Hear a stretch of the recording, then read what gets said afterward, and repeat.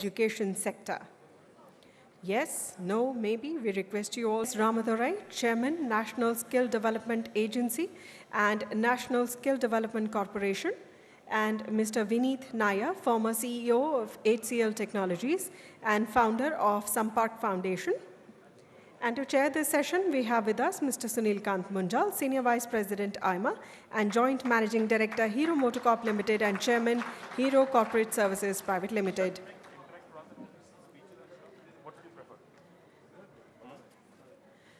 With that, I request Mr. Sunil Kant Munjal to give his introductory remarks and then introduce and invite the speakers to address and conduct the session.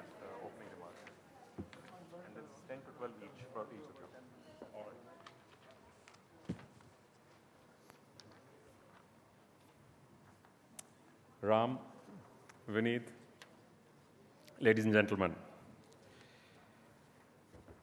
If you think back a little bit about India of 20, 30, or 40 years ago, one of the biggest problems you heard was of too many people, too much population, and too high population growth rates. We've had a series of government programs and initiatives to try and curtail the growth rates of population in India. Many of them turned into slogans and songs as well, until we had a political fiasco on this subject, and then it became a topic that nobody wanted to talk about. Cut to late 1990s and early 2000s, and suddenly it appears what was our biggest weakness has actually turned into our biggest strength. Is our numbers, the people, especially the young people. So demographic dividend became a word that was heard over and over again in meetings and conferences and in public discourse.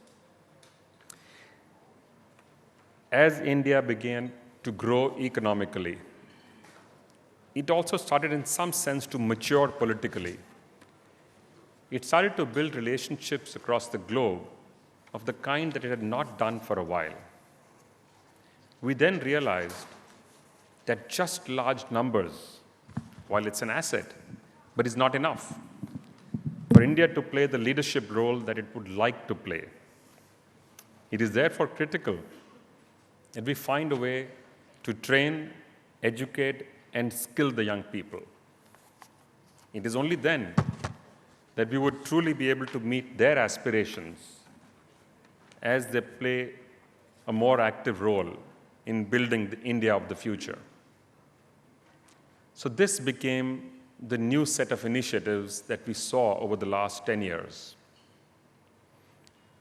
And it was interesting to see that while our ambition, our targets, our plans were pretty high, the question being asked was, are we going to equip ourselves to actually execute this? So we developed an institutional mechanism to actually do this. In fact, it was interesting. At one point in time, we started an interaction with government, and we found that skill upgradation was being handled in 17 different ministries. Was that correct, Ram? You had about 17 of them at one time, I think. Maybe more. Oh, maybe more. Okay. And so it was clear that it was a diffused focus on this subject. It's not as if the focus was not there, by the way. But it was never enough and never a sharp enough focus for us to say, this is the mission for us in India. And that's when the debate started. How do you create an institutional mechanism which will allow you to actually execute this? And along came the studies, and then we had the National Skills Development Corporation, which got established, and the National Skills Development Agency. We have an individual who's leading both from the front, who first led a series of successful initiatives in his company to turn TCS into a global giant, and then went on to say he would serve in public life and help India as a nation. So thank you very much, Ram, for coming and addressing us in this session.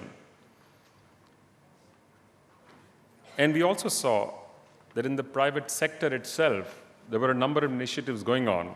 In fact, it was almost a given when companies hired people that you would always train the individual for a week, a month, sometimes longer, to make them what was felt job ready or fit for the role they were given. Creating new jobs is, of course, one of the big challenges that have been taken up in India in recent times. And the current government, in fact, even the previous government, had spoken of this as one of their primary responsibilities. We do know now that for India to be able to eradicate poverty completely, we will need to create 1 million new jobs month on month, every month for the next 15 years. So how do you do this? The current corporate structure, the way it currently is built, is certainly not equipped to create this number of jobs. It will create some, of course, because we are a growing economy. Businesses are growing, barring the few dips that we've seen in recent times, which was also affected due to the global economy. But over the last 20 years, India has shown some pretty interesting growth. It is therefore quite imperative for us to not just make people job ready, but also to infuse the sense of entrepreneurship. We do need to create many, many more new enterprises. It is also well established that large organizations create less new jobs because their focus is on efficiency, productivity, logistics, design, management, etc. While it's the small and mid-sized enterprises which do a lot of the manufacturing, etc., or the services, and therefore will create new jobs. And those jobs, too, get created mostly in the first 3 to 5 years of the life of a company. Because as we try and make Indian enterprise globally competitive, we will have no choice but to focus more on automation, on robotics, on systems that, in effect, automatically depend less on people and more on process and equipment. It is therefore essential for us to try and balance this by doing both things at the same time. Encouraging new enterprises, which the government has now started through the Startup India program. At the same time, ensuring that the skills and the attitude, and by the way, both being equally important, of the young people in India are honed to take the kind of position they need to take for themselves, for the organization they work in, the organization they work for, and also for themselves. Some of this is, of course, teachable, trainable. And this is what Vineet has taken on an outstanding work through his foundation. Of course, he himself has a tremendous reputation of having both created and run a large part of the HCL enterprise very successfully. So we would like to hear from both of them about their perspective on this issue of skills and how we believe we are currently equipped and what we are doing to equip ourselves to build India and all aspects of India and all parts of India in a manner that we are able to see development, growth, and prosperity across India as a nation. So I'm going to stop here and request each of them to give us a few opening remarks. We'll start with Vineet first. You're welcome to do it from there, or you can come here and do that. Vineet Nayar.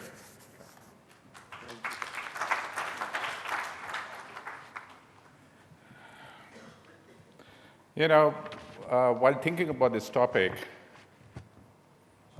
I was surfing the net, as everybody does, and I came across this very interesting story. It's an imaginary story, but I think it's a good start point, especially I just heard the Honorable Minister talk about the budget.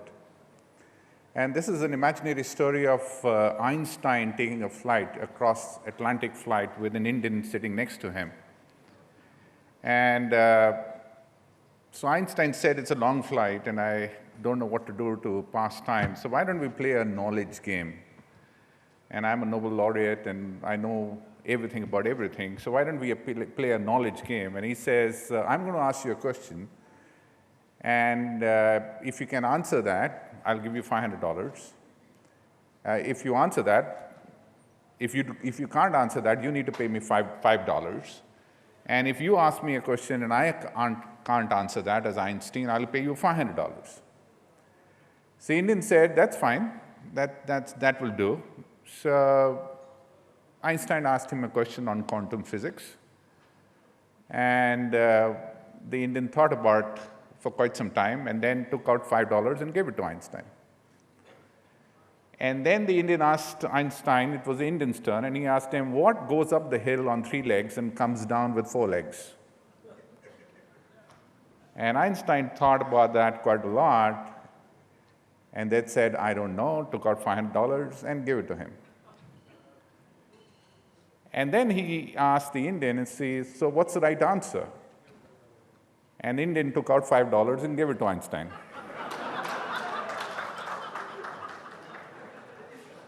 I think the story is about 2 people trying to chase different objectives. Einstein wanted to spend time, and the Indian wanted to make money. The story of India is something identical. The intent of the government seems very clear. They are trying as best as they can, but the wheels of the economy are moving in a different direction. And I think Sunil alluded to the fact that our size and scale of a problem is mammoth. If you have to create 10 million jobs a year or 1 million jobs per month, these are numbers which are mind-boggling. And for them, you have to think what I would say beyond the obvious. Now, there are 3 specific suggestions I have on how we can think beyond the obvious. And obviously, this is a bigger debate, and therefore this topic of skills is extremely relevant on what is that next big idea, like the Indian IT, which created $100 billion of revenue export out of India. What is that next big idea which could create multiple jobs? Because ultimately, it's the industry which would create the jobs. I think the first few statistics which are very important, which gets lost in a lot of these slogans, is the fact that services economy is growing significantly faster for India than the manufacturing economy, and the number of people employed in services today is significantly more, and also adding at significantly higher pace than the manufacturing economy. And therefore, on one side, we can say that the capability of manufacturing adding more is high because we, as a percentage of GDP, is significantly lower than the global average. On the other side, we potentially could say, since services is already very successful in India, and India is known for services, we could potentially do more. So while you look at these numbers and look at the initiatives, I came up with 3 ideas on how we can think beyond the obvious. I think the first thing which we need to do is think beyond the obvious means think beyond supply. And again, Sunil alluded to that, is the fact that unless there are jobs, it doesn't matter how many skills you have. And the question is, would skills create demand or would demand create skills?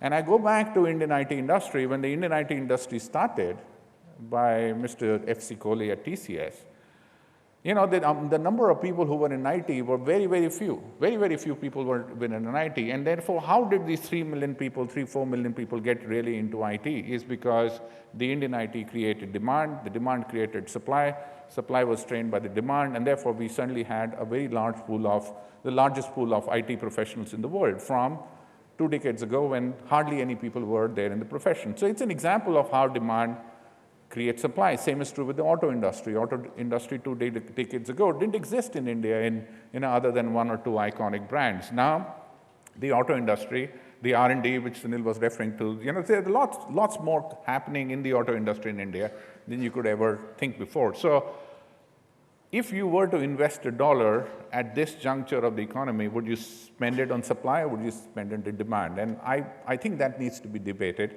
Maybe 50 cents need to be created in creating new skills, but definitely 50 cents need to be done in creating demand, which is very critical. And that's the first idea.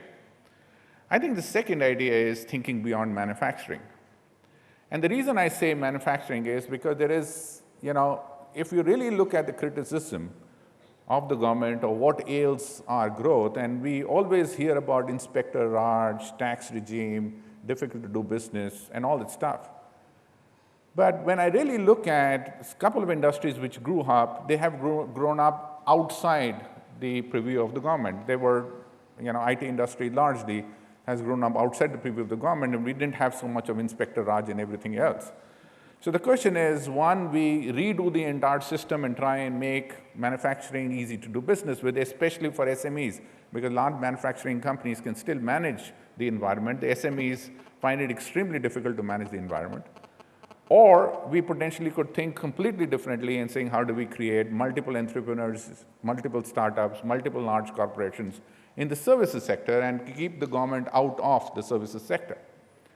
And if you think from that point of view, you suddenly come up with some very interesting ideas.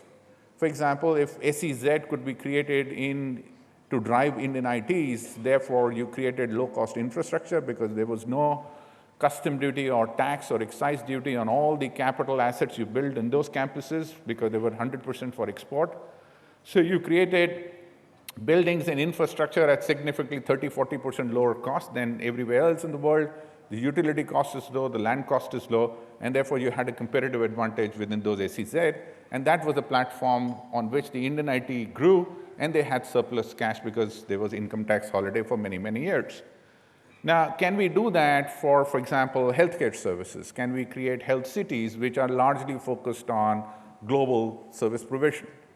And therefore, can we do heart operations? Can we do joint replacements, all duty-free, all within these SEZs and drive $100 billion of economy? Can we do that for floriculture? Can we do that for agriculture? So where can the logic of what has worked before, which has grown this $100 billion IT industry, be applied? So I believe it can be definitely applied to some other services sector, healthcare and agriculture, specialist agriculture, medicinal plants being two of them which come to my mind. The third factor out here is the Honorable Minister mentioned about education. I think the educational maths is a bit different. It is not just about taking 10 domestic universities and 10 private universities and making them global standards. I don't know how many of you know there are 300,000 people who go abroad, pay $60,000 per annum for getting their undergrads, graduations. Now, if you really look at the fact that why do they go out is predominantly because the number of quality universities in India is few. And but that's the reason they're go out, and you already are aware of the visa regime, and therefore the possibility of you getting a job in those countries, despite the fact that you're educated in those countries, is slim. So a lot of those pool of population, after spending $60,000 per annum for 4 years, they come back. So the question is, can education be considered like an industry? Regulated industry, but like an industry. If finance industry could be an industry, why can't education be an industry? And why can't we not only prevent those 300,000 people from going abroad, but attract 300,000 people from all over the country to come here, again, set up SEZ units to create these education factories, facilities, which are world-class, and deliver not $60,000, but at $25,000, deliver the same quality of education. Now, I don't think that needs debt. I don't think that needs funding. I think what it needs is opening up your mind to different kinds of curriculum, whether it is 4-year curriculum or, So any industry will get created only if we free our mind in the way it needs to be run. If we free our mind that there are, let's say, 500 universities in India which can be created in these specialized zones, which are certified based on the quality of faculty they have or the quality of promoters they have, let us make it free from curriculum or free from, governance of the kind we have and have what we call thin governance.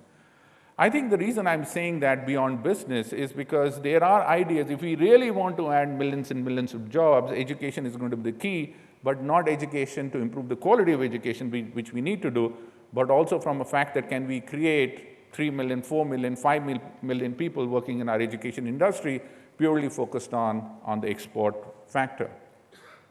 So let me conclude by saying the following. I think the size of the opportunity is fairly large because we have a pool of young. The size of the threat is fairly large because we have these young who are unemployed, and we don't have a roadmap on how the unemployed will become employed. And unemployed youth is going to be India's biggest opportunity or biggest threat, depending on what we do. Given the size of the problem, incremental approach is not going to help, and therefore demand has to be created in a very big way. Domestic economy is going to grow at a current rate. It is growing at 8.5%, or whatever number it is. Even if you grow at 10%, it is not going to solve the job economy, and therefore export is going to be the focus in which that jobs need to be created. If you go down the path of which industries can create jobs in the export-oriented industry, you suddenly start thinking about difficult industries which don't exist today, because the other industries are also slowing down. IT industry is slowing down. And that is the time you say, okay, what can I do to create these new class of industries, and how can I put governance, let the governance take a little step back and let the entrepreneurs have that environment when the Indian IT got to create these $100 billion industry. Maybe there is where the possibility of new skills, there is where the possibility of new jobs, there is where the possibility of knowledge hub, there is where the possibility of disruption for India, and India to be the creative hub of the world lies. Thank you. Thank you, Vineet. May now request Mr. S. Ramadorai to give us his address, please. Session Chairman Sunil, Munjal, Vineet, Nayar, honorable guests, ladies and gentlemen. It's a pleasure to be here today to share my views with all of you. I would like to thank the organizers for putting together an important panel to discuss on building a talent economy with the emphasis on developing skills. Now, the topic, creating a global knowledge and a skills hub, I generally view it in two different lenses. A short-term view on addressing our current challenges of workforce surplus and skills gap, and a long-term view of where the future is heading in terms of employable skills. Now, when you look at the current perspective over the last few years, we have made a fair amount of progress in the skills space, because skills has been the buzz for quite some time, and any conference or event is incomplete without having a session on skill development. Now, what we have done is to give a structure through a set of policies at the central level, and institutions like the skill development missions, sector skill councils, 40 of them, a public-private partnership in the form of the National Skills Development Corporation, finally culminating in a dedicated ministry focused on skills development and entrepreneurship, the MSD, which is headed by a Minister of State with independent charge. Now, the significant participation of the private sector in the skill development initiative merits a mention here, as for the first time we have had the private sector playing a key role in defining and standardizing a complete skill catalog for the country across these 40 sectors.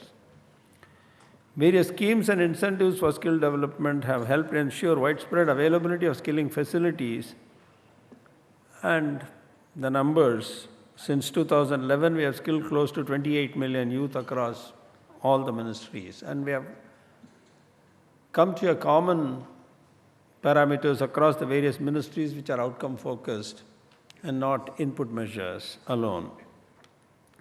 But we cannot rest because the scale of the problem is so huge, and the fact that India will witness an increase of 32% in its labor force in comparison to a decline of 4% in the rest of the world, we are faced with the challenge to provide job opportunities to all.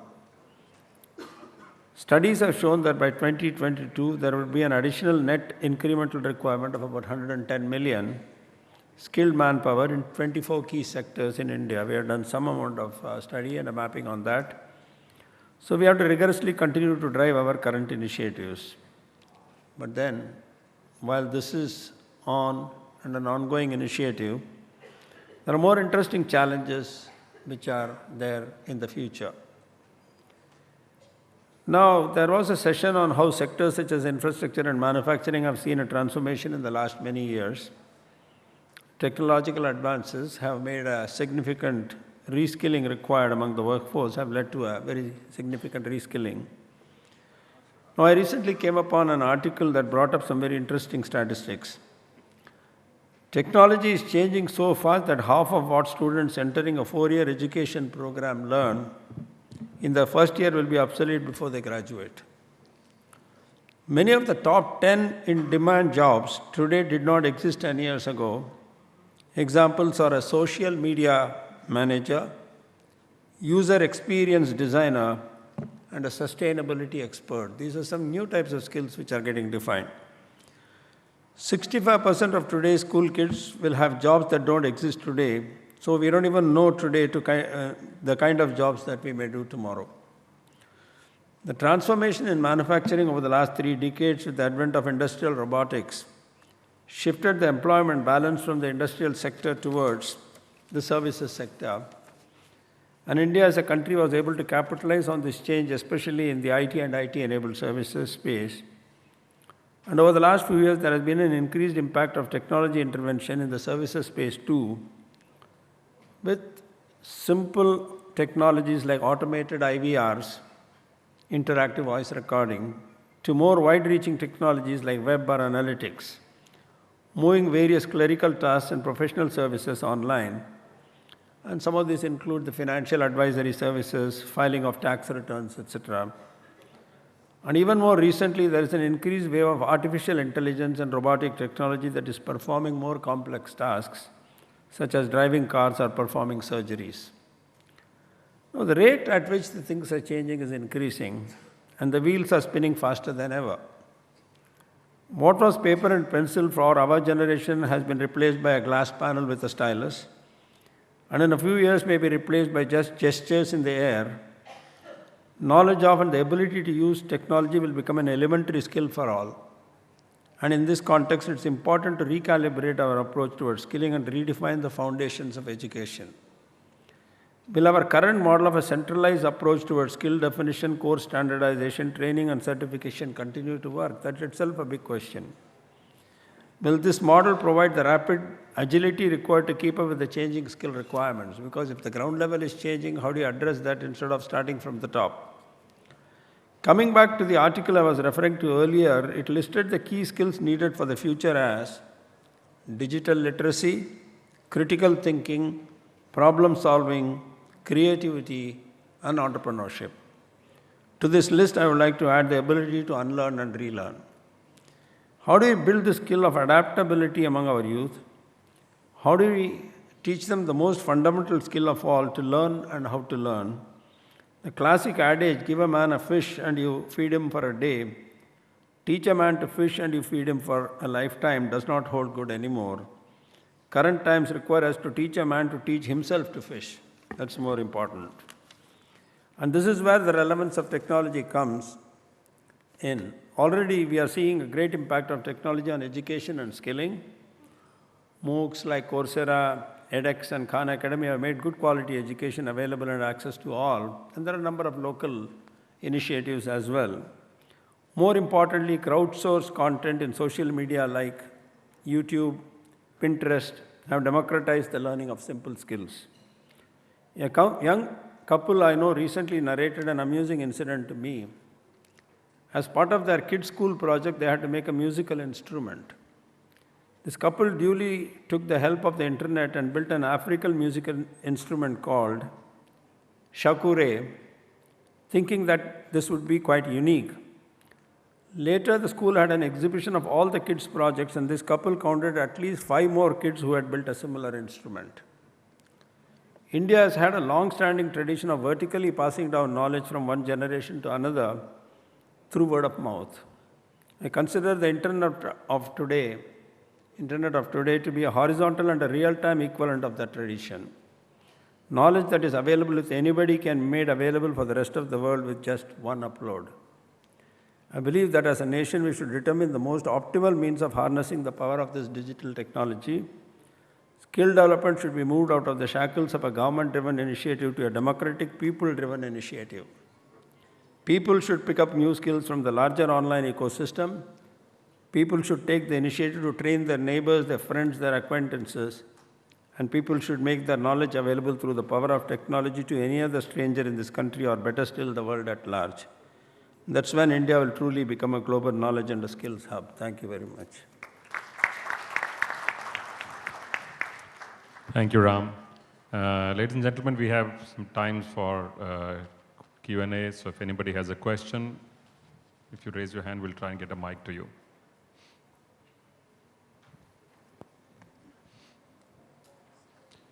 Can we get a mic? My name is Neena Chatrat. My question is to you, sir. What are some of the new initiatives you're taking while you've taken over this chair of National Skill Development Agency and cooperation? And what are some of the things you're seeing which are different as opposed to what has been done till now? I think that would be of interest to the audience. Now, what we have tried to do in the National Skill Development Agency is to look at building what we call as a labor market information system, which minimizes or brings in the transparency between the supply side and the demand side. Information asymmetry is something which we have got used to in the past. We are trying to eliminate that by building this platform with the kind of providers, whether they are skill providers, they are employee providers, assessment agencies, content providers, could be whatever. This is number one, which is a very major, big initiative. It's a multi-year initiative. But it will not be, we have to wait for multiple years to get this going because we keep releasing parts of this, but this is one major initiative.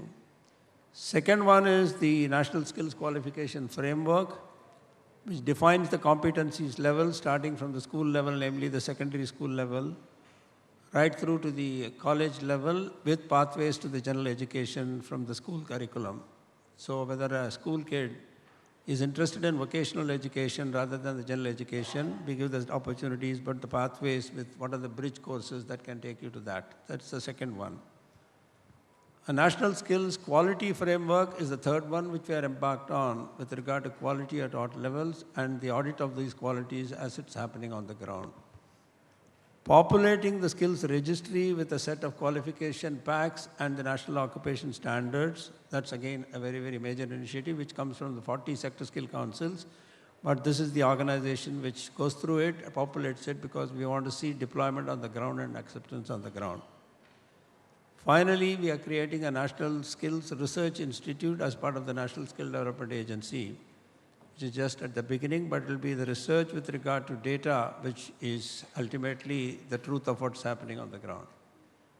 As a public-private partnership in the National Skill Development Corporation, we have built capacity of about 200 to 250 training providers with multiple skilling centers, about 4,000 across the country. And a capacity that is created is close to about 100 million over a period of next 10 years. So I think it is public-private partnership, sector skill council, standards, qualification frameworks, the quality frameworks, and the research. That's what we have done. That's what we will try to accelerate because, like I said, by 2022, we want about 110 million additional jobs to be created. Moving the unorganized to the organized sector, because 93% of the employment in this country is in the unorganized sector, through recognition of prior learning is another major initiative, but then the collaboration in there is very critical because we don't even understand some of the trades and some of the skills. How do you recognize them? Thank you. Can we get a mic up here, please? Here, can I take one? Can we get a mic here, please? Just hang on for a minute. Yeah. Thank you very much. My name is Marian. I'm co-founder of an Indian company in Delhi, corporate trainers and consultants in innovation and change. I have a question for Mr. Vineet Nayar. Transforming education into industry, hardcore industry, I really believe in that. And why is that? A couple of times per year, we give approximately 150, 200 students on graduate and MBA level a program in change management. They love it, we love it. Compared to those kind of programs we also execute in the West, it will take 3 months in order to get them to the mature level that they understand and can deal with change. Here in India, it's approximately 2-3 weeks. So 8 years back, when we started the company here in India, I was really, really surprised about all the competencies, the eagerness to learn, the hidden talents for entrepreneurship, etc. So my question is, what is your view? Is it feasible within 2 or 3 years to transform the Indian education industry to really international, global, hardcore industry? Thank you.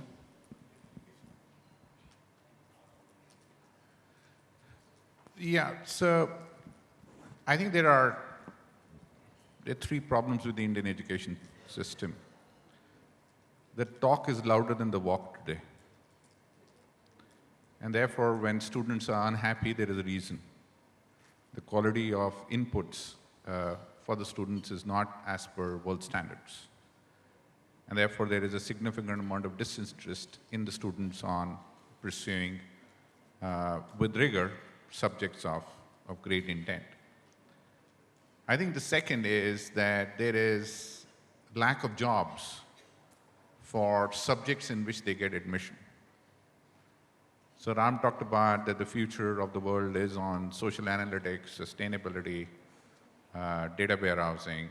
But if you want to do a course in any of these areas, you either pay through your nose for some private courses, or if you want to work in some IITs or some good universities, then the number of seats are very little. And therefore, instead of that, you're doing history, economics, or whatever, right? So it's an opportunity, the lack of opportunities available in skills of the future in colleges of great repute. That's the second problem we have. The third problem we have is we don't treat it as an industry. So if we were treating it like an industry, then, I don't know whether you heard Ram say something very interesting. He says that the future of skill development in India is democratizing it, decentralizing it. And that is something which I truly, truly believe in. If you want to make something grow, decentralize it. Get the controls out of the way. So if we have a SEBI kind of an organization which defines the rule and is there as a red green light, and you let the education industry bloom in its own way, whether they want a 4-year course or they want a 3-year course, or they want to do this, they want to do that, they wanted to set up in this way, let them grow, treat it like an industry. And if you treat it like an industry, suddenly capacity will get created. Once capacity will get created, today the talented teachers who do not go into teaching because it's not interesting and it's not paying will suddenly start going. So I think the answer to the education is not the intent, and I've gone through many panel discussions where we discuss about education till cows come home, and the needle is not going to move, other than the fact that we have to treat it like an industry, let it go in the hands of the entrepreneurs, set up some semblance of control, let them do what they want, let the market dynamics determine whether they will love the 3-year course or a 4-year course, and that's it. Why subsidize it? Let's create enough capacity, and capacities. Ashoka University is being attempted to be created, Shiv Nada University, there, Premji University. So a lot of entrepreneurs are attempting to create world-beating universities, and these guys are hugely successful in their respective businesses. But I think they have to be let alone, and if you let them alone, they have the cash, they have the will, they have the brand association, and they'll create institutions of great caliber. But it has to be created with the same format as the business. That would be my advice. Thank you, Vineet. I have a few questions. I'll just come to this gentleman in the middle who's been waiting for a bit. I'm going to read out these 3 or 4 questions. We have about five minutes to go now. So they're somewhat connected, and then we'll take his question as well. So if you can divide the answers amongst yourselves. The first one says, how can India become an attractive destination for the best talent in the world? And the second one is, how can the budgetary measures improve the quality of education? There's another one which says, how can India make its education and training qualifications globally acceptable? And the fourth one is, will the proposed government agency for financing higher education improve India's general enrollment ratio meaningfully? So most of them are about education and the skill level and the acceptability of India's standards. We will add on one from the gentleman in the middle. Can you ask your question, please? I have a direct question to Mr. Ramadorai. My name is Ramashankar Pandey, Managing Director from Hela India Lighting. You talked regarding the dynamic world now, the volatile and dynamic, and the skills are getting obsolete, and we have something which even today do not know. And my direct question will be, what are we doing in terms of some learning out of our apprentice system in the country? Because if you see in the organized segment, especially in the automobile, we have this Ustad Chela culture where the whole workshop I'm going to request you garages. to keep it short. We have only 4 minutes to So go. what are we doing in the schools to liberalize this apprentice overall, so that industry participate right from the starting from the schools going towards, and government, even if incentive is coming in that same direction? Thank you. 2 minutes each. On the apprenticeship scheme, we have already modified the Apprenticeship Act over an extended period of time. We worked on it. Today, it's a lot more easy for any industry to take in apprentices. And the provisions in terms of the law has also been very simplified, with the result any organization, not only for their own requirement but for others, they can do that, and CSR funds are also available for that. The scale of the problem, we want to take it from about 3 lakhs to 30 lakhs a year, and we are doing an industry connect with regard to the apprentices. You talked about the school level requirement. We have already introduced the National Skills Qualification Framework in schools, and as part of that, the apprentices will also be there. College level, we have introduced as part of the National NUSSD scheme through the Ministry of Sports, Youth Affairs, where again at the college level, in addition to the degree, you introduce certificate, diploma, and advanced diploma in vocational education. So a number of initiatives. With regard to the international recognition of standards, we have signed up with a number of countries where mutual recognition of skills is going to be the way of life, so that mobility of workforce for a certain level of competency is a way of life. That's how we are addressing it. Let me take a couple of other questions outside that. So is the government announcement of the debt schemes for higher education, it's good, but I don't think it's enough. What can the government do? I think we have, at least I have said extensively in terms of what it could do. Treat it as an industry, let it go, exactly the finance and the IT and the IT-enabled industry. I think there is one other thing which I would like to mention. This is an attitude of us as Indians. Increasingly, one of the things which has changed over the last decade is an entitlement mindset. And today what we are expecting is, so we took out a huge ad in Uttarakhand because we are working with all primary schools in Uttarakhand and Chhattisgarh, which is 50,000 schools, 3 million children. We took out these huge ads in these 2 states and saying we will want to hire teachers who will work with us to be able to assist us in transforming learning outcomes. And the number of BEds and the people who want to work in remote locations, so they will sit without jobs, do Manrega, but they will not want to do BEd and become a teacher, and there is such significant skill shortage on teacher. I think this entitlement mindset, whether it is education or jobs, is something we need to get rid of very, very quickly.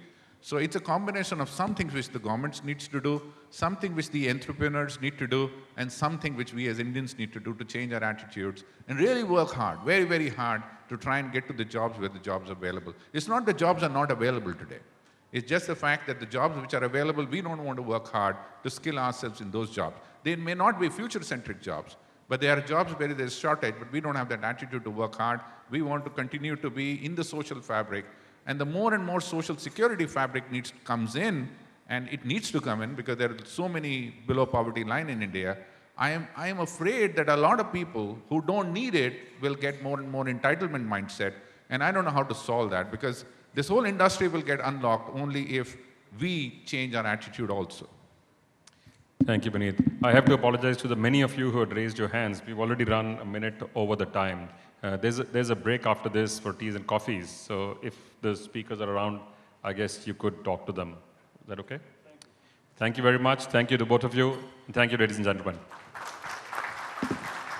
Thank you, Mr. Munjal, for conducting this session. May I request you to kindly present a memento to our esteemed speakers. We'd like to thank Mr. S. Ramadorai,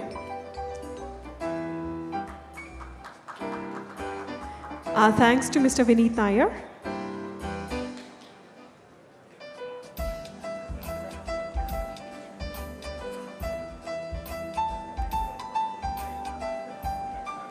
Ladies and gentlemen, with this, we come to the end of yet another session. Our sincere thanks to the panelists and Mr. Munjal. Ladies and gentlemen, at this point, we take a break for tea. On the other side of the break,